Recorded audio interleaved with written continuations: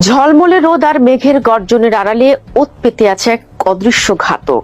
গত কয়েকদিনে বাংলাদেশে ২৬টি তাজা প্রাণ কেড়ে নিয়েছে এই আকাশী বিদ্যুৎ। বাংলাদেশে কেন হয়ে উঠছে বিশ্বের অন্যতম বজ্রপাত মৃত্যুপুরী, আর কেনই বা উত্তরাঞ্চল এই মরণ ফাঁদের কেন্দ্রে? দর্শক, বাংলাদেশে বজ্রপাত এখন কেবল একটি মৌসুমী আবহাওয়াগত ঘটনা নয়, বরং এক আতঙ্কের নাম। গতকাল একদিনই দেশের বিভিন্ন প্রান্তে ১৪ জন আর গত ১৮ এপ্রিল ১২ জন প্রাণ হারিয়েছেন। এই মৃত্যুর মিছিল আমাদের আবহাওয়া ও পরিবেশের এক চরম সংকটের বার্তা দিচ্ছে। দর্শক, মূল আলোচনায় যাবার আগে বজ্রপাত কি সেটার উপর ছুরি কাঁচি চালাতে চাই। বজ্রপাত মূলত বায়ুমণ্ডলের একটি বিশাল বৈদ্যুতিক ডিসচার্জ। তীব্র গরমে ভূপৃষ্ঠের পানি বাষ্পীভূত হয়ে উপরে উঠে কুমুলোনিম্বাস মেঘ তৈরি করে। এই মেঘের ভেতরে বরফ কণা ও জলকণার ঘর্ষণে বিপুল পরিমাণ চার্জ জমা হয়। যখন এই চার্জের ভারসাম্য নষ্ট হয়, তখন তা বিশাল বিদ্যুৎ তরঙ্গ হয়ে মাটিতে নেমে আসে।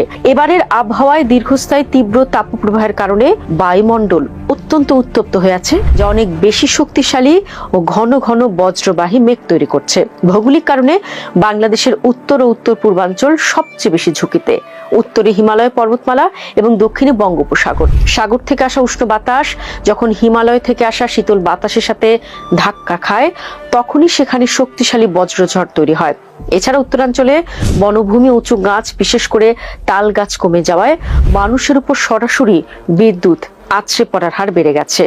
দর্শক, সাম্প্রতিক তথ্য বিশ্লেষণে দেখা যায় গতকাল ১৪ জনের মধ্যে গাইবান্ধায় ৫ জন, ঠাকুরগাঁও, সিরাজগঞ্জ ও জামালপুরে ২ জন করে এবং পঞ্চগড়, বগুড়া ও নাটোরে ১ জন করে মারা গেছেন।